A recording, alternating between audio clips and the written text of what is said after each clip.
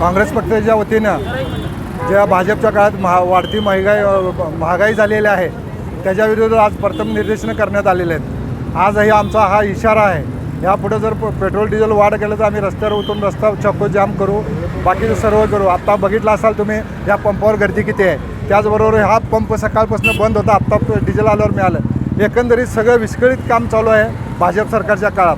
युद्धाचं कारण सांगतात, पण युद्ध कारण न हे करता त्यांनी अगोदरच नियोजन करायला पाहिलं होतं, पण ते कुठलंही धोरण न करता इलेक्शन झाल्यानंतर पाचही राज्याचे इलेक्शन झाल्यानंतर आता दर वाढवायला चालू केलं। आता 3 रुपये दर वाढ केलेली आहे, पण ते 13 ते 15 रुपयेपर्यंत तिने लिटर मागं दर वाढ करणार आहेत। यासाठी काँग्रेस पक्ष रस्त्यावर उतरणार आहे। सर बोल।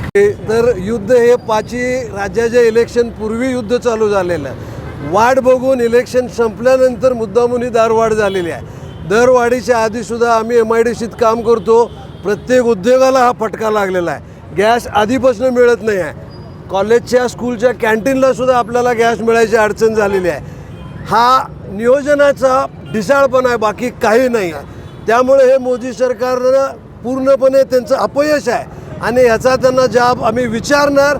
आता हे थोडक्यात आंदोलन राजेसाहेबांच्या नेतृत्वाखाली आम्ही केलेलं आहे। त्यांच्या नेतृत्वाखाली हे आंदोलन आम्ही कोणत्याही परिस्थितीत विश्वजित कदम साहेबांच्या आणि विशाल साहेबांच्या नेतृत्वाखाली फार मोठं आंदोलन करणार, ज्याच्यामुळं नागरिकांना दिलासा मिळणार।